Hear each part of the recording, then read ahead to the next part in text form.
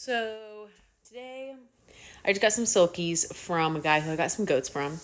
And they just started laying some eggs. So I want to incubate them, but I don't want to incubate eggs that are not fertile, obviously. And the only way to know if they're fertile is to open them up. So I'm going to open up this one. And if this one's fertile, I'm going to assume the other ones are fertile and then we'll incubate them. If not, then we'll just need to get a rooster.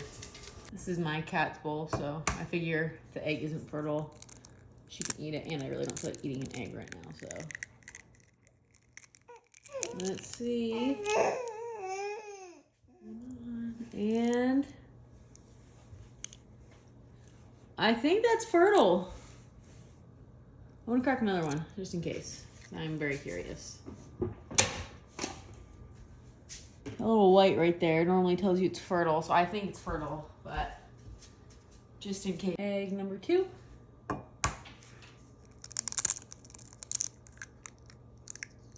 Yeah, that little bullseye, if you can see it right there. I'm gonna hold this right there. I mean, it's fertile. So these eggs hopefully will hatch if I put them in the incubator. So I'm also hatching some quail eggs at the moment. A couple of them, I opened the incubator and just smell. So I started candling them. They're about halfway. And this one you can tell, obviously, it just cracked in my hand. But the other ones candled, they seem light. So I'm going to open them and we're going to see what's inside. Okie dokie. So here's egg number 1. Oh my. It's basically a cooked egg. Nothing looked like it was developing in there. This is kind of cool. I've never seen this before. Yeah, just looks like a cooked egg. Alrighty, and then this one. Same thing. This one looked like, I'm trying to pull this out for you. Anyway, it's the same thing basically. Interesting.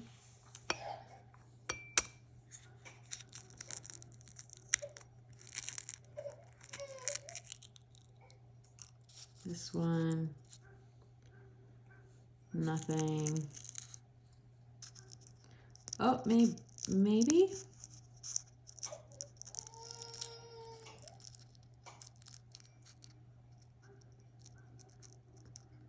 Like something started to develop or something, but stopped. All right, and then we got this guy.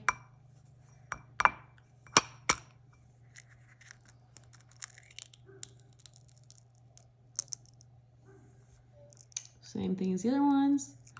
It's a little nerve-wracking. Makes me wonder if any of them in there are good. Oh my goodness. That is not good. But at least none of them were actually like chicks inside. So it's always a gamble. Feeling a little guilty right now. I was like, okay, I need to see if this is all my eggs because I had other eggs that I could put in the incubator if they're all bad. And I just grabbed one and I opened it and there was a little chick inside. So I feel super guilty. 1, I'm glad that the eggs are not all like that. But 2, I feel so guilty. But at least we'll get some chicks in a couple days. So the goats have just been fed and they want more. So they're just kind of obviously asking for more as much as they can. Hello, pretty girl. Yeah.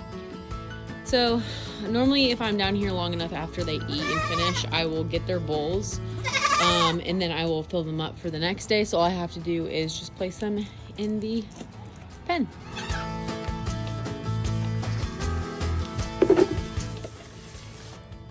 These are little deluxe members. This is Maple, and then Peach is behind her.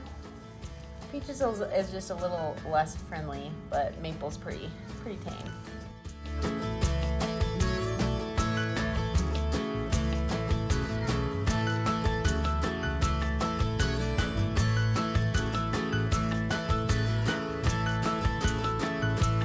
This is Max. He's our livestock guardian dog. He's such a sweetheart. He's only like 6 months old or less, probably like 5.5. And he's doing a great job taking care of them. He loves them, and he's seriously just the sweetest ever.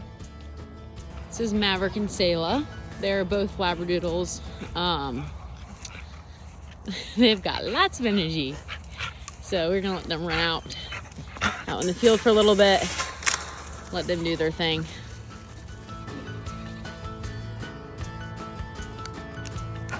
It is now 7:42. I just laid Ozzy down for her first morning nap. She got up really early this morning. We're gonna be making some sourdough. I fed my starter last night and it is nice and bubbly. So, there you go, if you can kind of see how all the bubbles and stuff.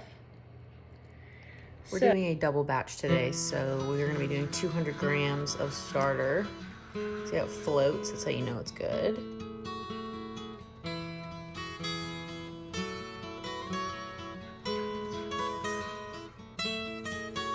I like using a lot of starter too, because you can make your starter pretty strong by almost wiping it out and then you start again.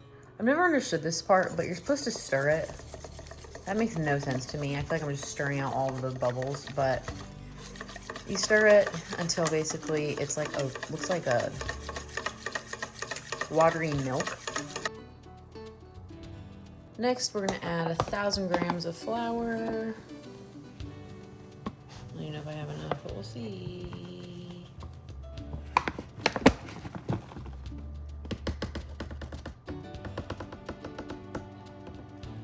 I have 670 grams, so I'm gonna go see if I have some more. Alrighty, and then we're gonna add 20 grams of salt.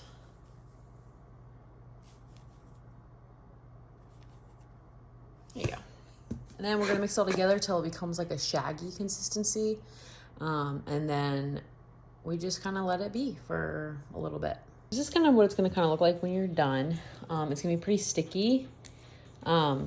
But now you just kind of let it sit so that the gluten can build. So the next time I do it, it's not going to fall apart. For stretch and folds, it's going to be really stretchy. So we're just going to let it sit for about 30 minutes to an hour, honestly, whenever you can get to it. Cover it with a towel and come back to it. So now it's time for the first stretch and folds. Dough now looks like this. Not much of a difference. But what we're going to do is we're going to take the dough and see how it now has a stretch. It's not really quite yet falling apart. Sometimes you want to wet your hands so it doesn't really stick to you very bad. But this is going to help build the gluten strands within the dough. So the more I do this, the less sticky it's going to be. So we'll just kind of all gather together. And you can see it's like already has, after just doing a couple of them, the gluten is really building. This is what it's going to look like after the first stretch and fold. It may vary depending on how many you do, but I'm going to be gone for a little bit. So I did several and then I'm going to be back. Hopefully it's not too loud in the background, but I was gone for a while. Didn't really have much time in the video. So I ended up doing my last 2 stretch and folds and then I let it sit in the fridge for about an hour or 2 hours. Now we're back after just been sitting on the counter, kind of cooling down, you could say. And we're gonna do one more stretch and fold, let it sit, and then it's gonna be time for oven. Here are the last couple stretch and folds for the final proof before we shape it and put it in the oven.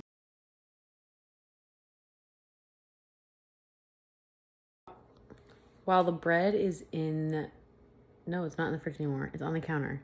While we're finishing the final proof of that, I am painting. So now we got the paint that we needed. And now we're working on it to make it look better.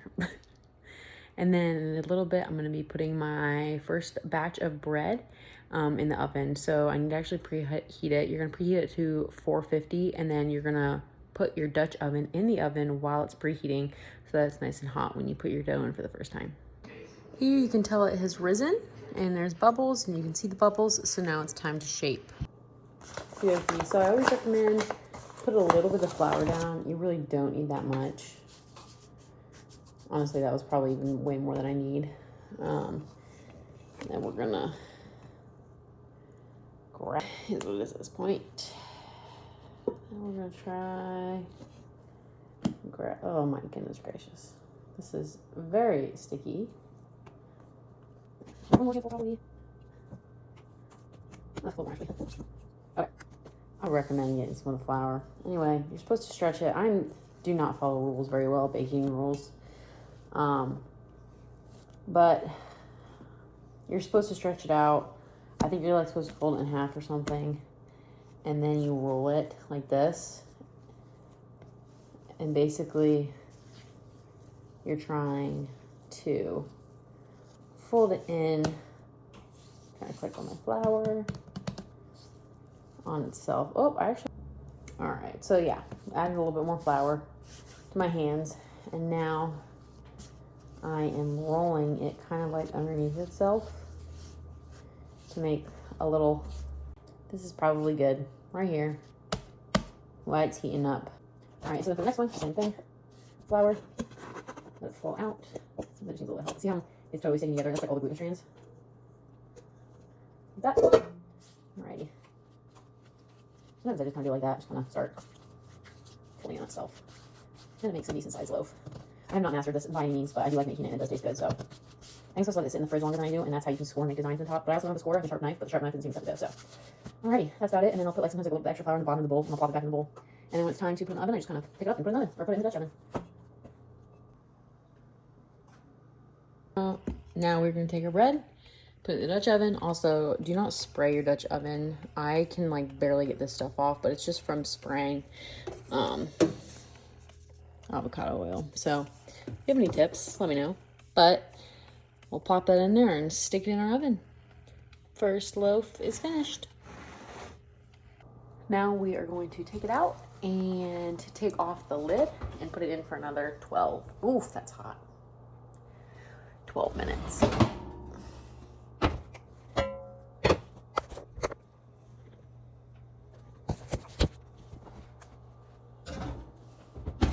While the sourdough is finishing cooking, and Ozzy sleeps, I'm gonna go feed the animals really quick, and then hopefully the bread will be ready to be taken out.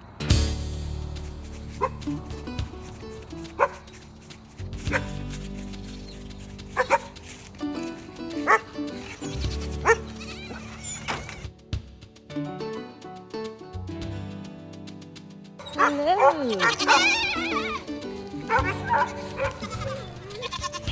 Hey, this is a silky egg. I have 2 silky chickens. I think only one is laying right now, and so I get an egg about every other day. They're about this big, pretty small. They're like same size as my cochin eggs that I'm trying to hatch. But since I don't have a rooster, I have about 2 weeks until these are not fertile anymore. But sperm can live in the hens, and these can be fertile for about 2 weeks, and then they're not. But we're gonna try to hatch this one too. We're gonna just stick it in the incubator. Ooh, yes, delicious. Nice and crispy, perfect.